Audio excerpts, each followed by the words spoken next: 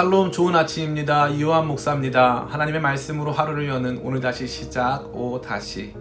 오늘 우리가 함께 묵상할 부분은 요한복음 11장 1절부터 16절까지의 말씀입니다.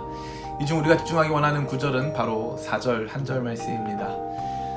예수께서 들으시고 이르시되 이 병은 죽을 병이 아니라 하나님의 영광을 위함이요 하나님의 아들이 이로 말미암아 영광을 받게 하려 함이라 하시더라. 아멘. 이 말씀은 나사로의 사망 소식을 들으신 예수님께서 보이신 첫 번째 반응이었습니다. 이러한 예수님의 반응이 우리 가운데 적지 않은 충격을 주고 있는데요. 나사로의 비통한 죽음과 유가족들의 슬픔에 대해서 큰 공감을 표하시기에 앞서 이렇게 말씀하신 것이 오늘날의 정서상으로는 받아들여지기 매우 어렵기 때문입니다. 그러나 언제나 그렇듯 예수님은 이러한 나사로의 죽음 사건에 대한 공감 능력이 부족하시거나 인간이 처한 어려움을 경시하시는 것이 결코 아니었습니다. 특별히 나사로 사건에 대해서 예수님은 그 누구보다 슬퍼하시면서 공감을 표하셨습니다. 이것은 당시 주변 사람들까지도 모두 인정한 내용이기도 합니다. 예수께서 그가 우는 것과 또 함께 온 유대인들이 우는 것을 보시고 심령에 비통히 여기시고 불쌍히 여기사 이르시되 그를 어디에 두었느냐 이르되 주여 와서 보옵소서 하니 예수께서 눈물을 흘리시더라. 이에 유대인들이 말하되 보라 그를 얼마나 사랑하셨는가 하며.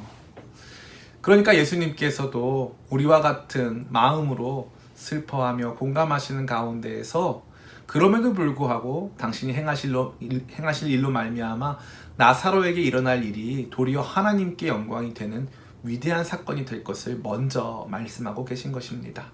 그것이 오늘 우리가 읽은 이 4절 말씀의 진짜 의미가 되는 것이겠죠. 자, 그렇다면 이와 같은 예수님의 말씀이 오늘을 사는 우리에게 주는 메시지는 무엇일까요? 그것은 바로 우리가 맞이하게 되는 절망적이고 비극적인 상황이 하나님의 영광의 통로가 될 수 있다는 것입니다. 이것은 실로 위대한 발상의 전환이며 삶에 대한 새로운 해석이자 태도라 할 수 있습니다. 나사로의 죽음은 매우 비통하고 안타까운 일이 분명합니다. 그러나 예수님은 그의 죽음이라는 비극적이고 절망적인 상황을 역전시키시면서 위대한 메시지를 주시고자 하시는 것입니다. 혹시 여러분의 삶 속에서 지금 이러한 고난과 슬픔의 터널을 통과하고 계신 것은 아닙니까? 나사로의 자매들처럼 주님이 조금만 더 일찍 이 문제에 개입하셨더라면 왜 이렇게 늦게 오셨습니까? 주님 다 끝나버렸습니다. 라고 주님께 탄원하고자 하시는 마음이 있지는 않으십니까? 그러나 오늘 예수님의 말씀은 죽음이라는 가장 비극적이고 절망적인 일이라 할지라도 하나님의 영광을 위한 통로로 쓰임받을 수 있음을, 하나님의 능력 속에서 절망이 희망으로, 슬픔과 비통이 기쁨과 환희로 바뀔 수 있음을 말씀해 주시는 것입니다.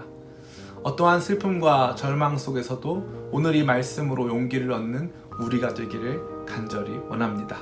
오늘 다시 시작 다시.